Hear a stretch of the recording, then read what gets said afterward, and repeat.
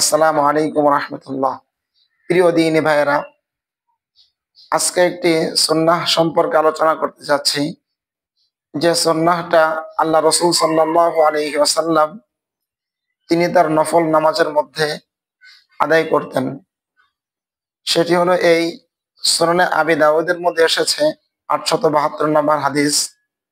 আম্মাজান হযরত আয়েশা রাদিয়াল্লাহু আনহা থেকে বর্ণিত, তিনি বলেন, আন্নান নবী সাল্লাল্লাহু আলাইহি ওয়াসাল্লাম কানা ইয়াকুলু ফি রুকুইহি ওয়া সুজুদিহি।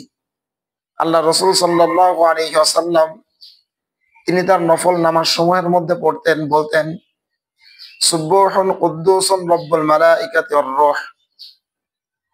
কাজেই আমরা যারা নফল নামাজ পড়বো ইনশাআল্লাহ, বিশেষ করে রাতের নামাজ, সালাতুল লাইল এবং অন্যান্য সময়ে আমরা রুকুর মধ্যে এবং সাজদার মধ্যে আল্লাহ রসুল সাল্লাল্লাহু আলাইহি ওয়াসাল্লামের এই সুন্নাহটা পড়তে পারি ইনশাআল্লাহ। ছোট্ট একটি দোয়া, সুবহুন কুদ্দুসুন রব্বুল মালাইকাতি ওয়ার রূহ।